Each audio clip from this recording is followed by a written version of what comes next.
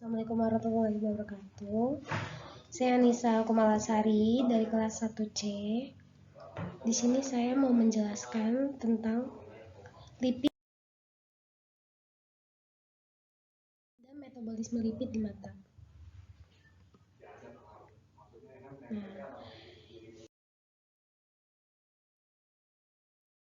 Jadi, apa yang dimaksud metabolisme lipid?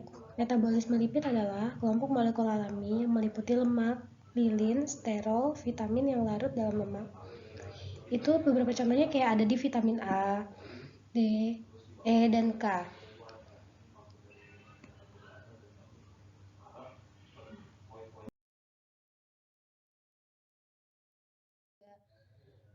Definisi lipid secara luas. Lipid itu dapat didefinisikan secara luas sebagai molekul kecil, hidrofobik, atau amfifilik.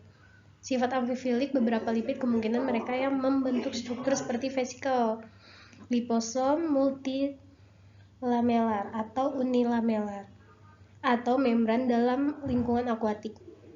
Lipid biologis berasal seluruhnya atau sebagian dari dua jenis subunit biokimia atau blok pembangun yang berbeda, yaitu ada gugus ketoasil dan isoprena.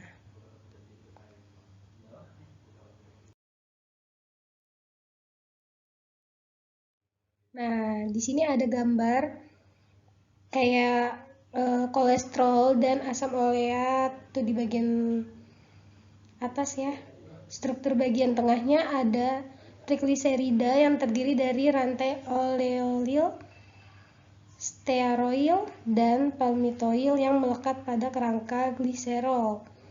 Di bagian bawah ini ada fosfolipid yang umumnya itu kayak fosfatidilkolina. Nah, lipid ini dibagi menjadi 8 kategori. Ada asam lemak, gliserolipid, gliserofosfolipid, sphingolipid, sakarolipid, poliketida, lipid sterol, dan lipid prenol. Nah, berikut ada beberapa penjelasannya.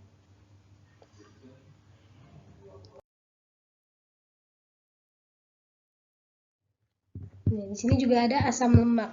Dalam kimia, terutama biokimia, suatu asam lemak adalah asam karboksilat dengan rantai alifatik panjang, baik jenuh maupun tak jenuh. Hampir semua asam lemak alami memiliki rantai tak bercabang dengan jumlah atom karbon genap, mulai dari 4 sampai 28 asam lemak biasanya. Nah, ini beberapa contohnya nih.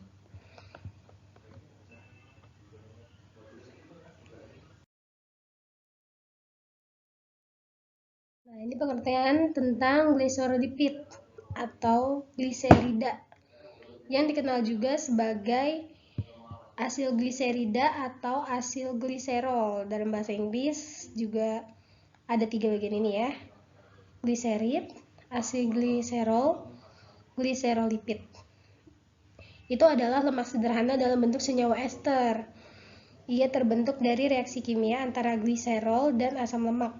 Fungsi utama gliserida adalah sebagai molekul penyimpan lemak, maka pengklarifikasiannya tidak terlepas dari jumlah asam lemak yang terikat. Senyawa ini tersebar luas di alam dan merupakan komponen utama lemak hewan dan minyak nabati. Gliserida juga bersifat hidrofobik. Lanjut, ada gliserofosfolipid.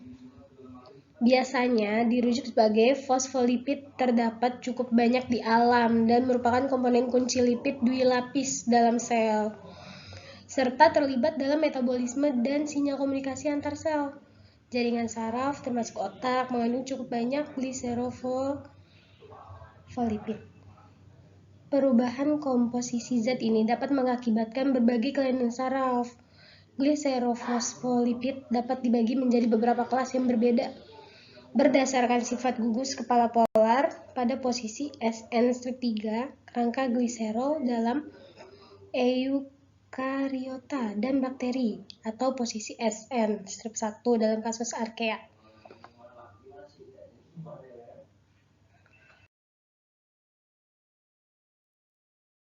Nah, ini pengertian dari sfingolipid. Itu adalah sebuah kelompok lipid yang banyak ditemukan di membran eukariot. Pada manusia, konsentrasinya yang tertinggi terdapat di jaringan saraf sistem saraf pusat, khususnya di zat putih di otak. Sfingolipid mengandung rantai basa sfingolid, satu set alkohol amino alifatik seperti sfingosin. Nah, di samping perannya sebagai struktur penyusun membran sel, metabolit sfingolipid sebagai ceramide, sfingosin, dan sfingosin strip 1 fosfat juga menarik karena perannya sebagai molekul bioaktif dalam pensinyalan. Nah, keberadaan metabolit ini berperan dalam pertumbuhan sel, diferensiasi, penuaan, dan apoptosis. Lanjut. Lemak sterol dalam bahasa Yunani atau bisa dibilang juga stereos. Nah, lemak sterol adalah steroid tak jenuh dengan kerangka kolestana yang mengandung gugus hidroksil strip 3B dan rantai sisi alifatik dengan minimal 8 atom karbon yang terikat. Lemak sterol merupakan kelompok penting di dalam steroid.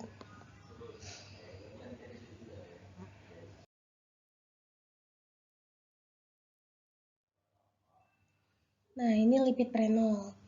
Lemak prenol adalah alkohol alami yang merupakan turunan isoprena, disebut juga dengan isoterpena. Dengan kandungan oksigen, lemak prenol tergolong hemiterpenoid, salah satu bentuk terpena yang paling sederhana. Prenol juga merupakan monomer dari karet alami yang mudah dijumpai pada buah jeruk, cranberry, bilberry, koran, anggur, raspberry, blackberry, tomat, white bread, hop oil, kopi, arstik, bramble, coldberry, dan passion fruit. Ini lebih ke buah berry gitu. Lemak prenol dapat diperoleh melalui reaksi kimia antar formaldehida dan isobutena yang dilanjutkan dengan proses isomerisasi dari produknya yang masih berupa isoprenol. Nah, ini reaksi isobutena dengan formaldehid menghasilkan isoprenol.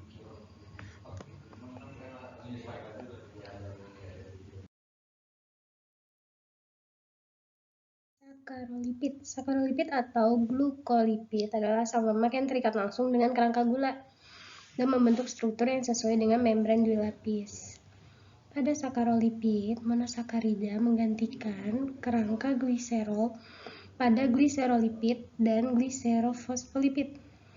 Sakarolipid yang paling dikenal adalah prekursor glukosamina teralisasi dari komponen lipid alipopolysakarida dalam bakteri gram negatif. Nah, ini beberapa contoh gambarnya. Kita next aja.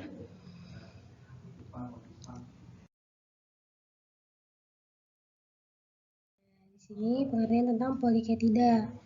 Poliketida sendiri adalah metabolit sekunder dari bakteri, jamur, tanaman, dan hewan. Poliketida dibiosintetiskan dengan polimerisasi subunit asetil dan propionil dalam proses yang mirip dengan sintetis asam lemak. Poliketida adalah blok pembangun atau building block untuk berbagai produk-produk alami. Next.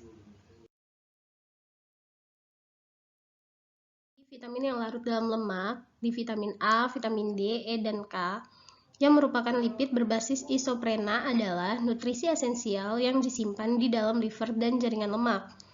Dengan fungsi yang beragam, asil karnitin terlibat dalam transportasi dan metabolisme asam lemak di dalam dan di luar mitokondria, tempat mereka mengalami oksidasi beta. Poliprenol dan turunannya yang terfosforilasi juga memainkan peran transportasi penting. Dalam kasus ini adalah transportasi oligosakarida melalui membran. Gula poliprenol fosfat dan gula poliprenol difosfat berfungsi dalam reaksi glikosilasi di luar sitoplasma Dalam biosintesis polisakarida ekstresol, misalnya polimerisasi peptidoglikan dalam bakteri, dan dalam N-glikosilasi protein eukariotik. Kardiolipin adalah subkelas gliserofosfolipid yang mengandung 4 rantai asil dan 3 gugus gliserol yang cukup melimpah dalam membran dalam mitokondria. Mereka dipercaya dapat mengaktifasi enzim yang terlibat dalam fosforilisasi oksidatif. Lipid juga merupakan dasar dari pembentukan hormon steroid.